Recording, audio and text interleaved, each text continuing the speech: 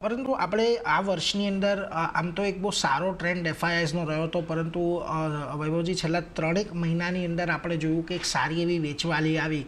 એ પછી ચીનની અંદર થોડું ફ્લો ગયું હોય કે પછી ટ્રમ્પ ટ્રેડને લીધે યુએસની અંદર થોડો ફ્લો જઈ રહ્યો હોય ને ડિસેમ્બર આમ પણ થોડો ઘણો આઉટફ્લોનો મહિનો રહેતો હોય છે. પરંતુ ઓવરઓલ એક એફઆઈઆઈસ તરફથી ખાસ કરીને 2025ની અંદર તમને લાગે છે અત્યારે જે વેલ્યુએશન પર બજાર છે અને જે અર્નિંગની એક્સપેક્ટેશન આપણે બજારની અંદર રાખી રહ્યા છે, એક નોટ કન્સિસ્ટન્ટ લેવલ પર, પરંતુ જરૂર પડીએ એફઆઈઆઈસનો એક ટેકો બજારને મળતો રહેશે. અને ખાસ કરીને ડીઆઈઆઈસનું જે અત્યારે આપણે એક લિક્વિડિટી બજારની અંદર આવતા જોઈ રહ્યા છે, એટલીસ્ટ એ અહીંયાથી કદાચ વધતી જ જોવા મળે એવી અપેક્ષા આપ અત્યારે રાખી રહ્યા છો? આઈ થિંક આપણે બિફોર અરાઇવિંગ એટ એની કન્ક્લુઝન ને એક ખાસ રીઝન ફાઇન્ડ કરવું જોઈએ કે લાસ્ટ 2 મહિના કે 3 મહિના આપણે શું કામ એફપીઆઈનું સેલિંગ જોયું.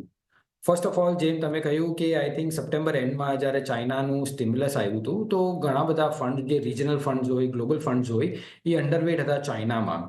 તો એના કારણે આપણે એ જોયું કે ઘણા બધા ઇમર્જિંગ માર્કેટ્સમાંથી ફ્લો ચાઇના તરફ આપણે જોયું. અને ખાસ કરીને એના લીધે ઓક્ટોબર મહિનામાં આપણે one of the highest selling જોયું છે એફપીઆઈનું ઇન ધ હિસ્ટ્રી. એક મહિનામાં close to about $10 to $11 billion જેટલું આપણે સેલિંગ જોયું.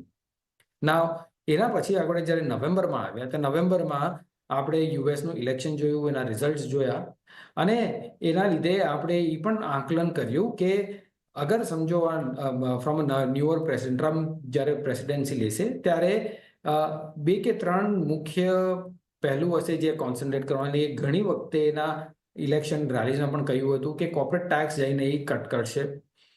બીજું કે અમેરિકા ફર્સ્ટ પોલિસીઝ રાખશે, અને ટેરિફ્સ એક એવા ચીજ છે જે એ જઈને ઇમ્પ્લિમેન્ટ કરશે. સો ઓલ ઇન ઓલ એ લાગે છે કે from a US corporate perspective ઘણું પોઝિટિવિટી રહેશે, ઇન્સેન્ટિવ રહેશે ફ્રોમ અ યુએસ પર્સપેક્ટિવ. અને એના લીધે આપણે જોયું કે ઘણા બધા ફંડ્સ જે ઓક્ટોબરમાં રીબેલેન્સિંગ ટુવર્ડ્સ ચાઇના થયું હતું, એ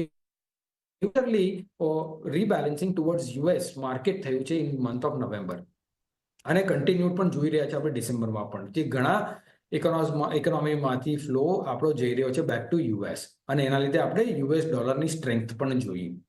નાઉ આ બેકડ્રોપમાં અગર જોઈશું અને આ જોઈશું કે આપણું અર્નિંગ્સ થોડું સોમ્બર રહેશે, મને નથી લાગતું કે ઇમિડિયેટલી આપણે એફપીઆઈ ઇન્વેસ્ટમેન્ટ્સમાં રિવાઇવલ જોઈ શકશું. ઓફકોર્સ ઇન્ડિયા આ બધામાં જ એક one of the best growing economies રહેશે ગોઈંગ ફોરવર્ડ એઝ વેલ.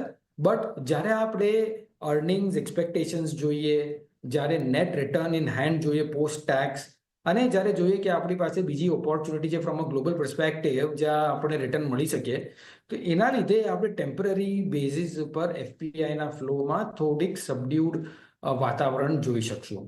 લાસ્ટલી, જેમ તમે ડીઆઈઆઈની વાત કરી, ડીઆઈના પૈસા ડેફિનેટલી આઈ થિંક કન્ટિન્યુડ રહેશે. I think that is the green shoot in the overall scheme of things, જે to some extent I think આપણા બજારને પણ સ્ટેબિલાઇઝડ રાખશે in the high volatility range.